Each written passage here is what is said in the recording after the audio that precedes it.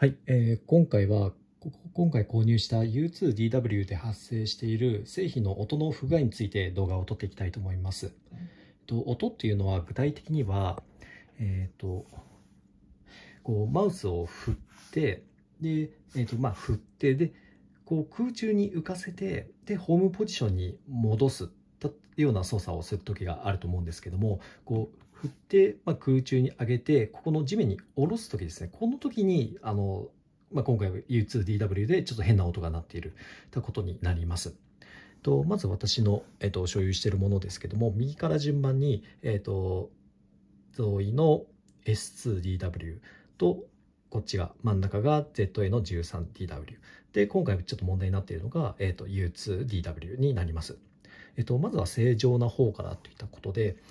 右からこれは U2DW ですが、ちょっと空中に上げて戻します。はい、合成高いものですので、特に音は大きくなったりはしません。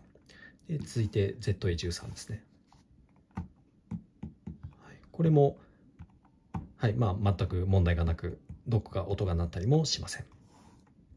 で、今回も問題になっている U2 なんですけども、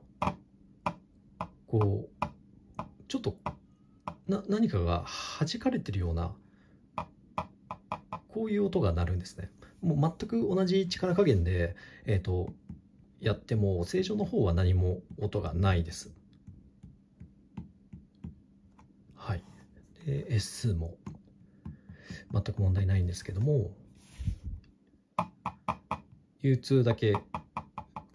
こんな感じで音が鳴ってしまっております。もうおそらくこの上のクリックのプラスチック部分がどっかに干渉してしまっているのかなというふうに思っています。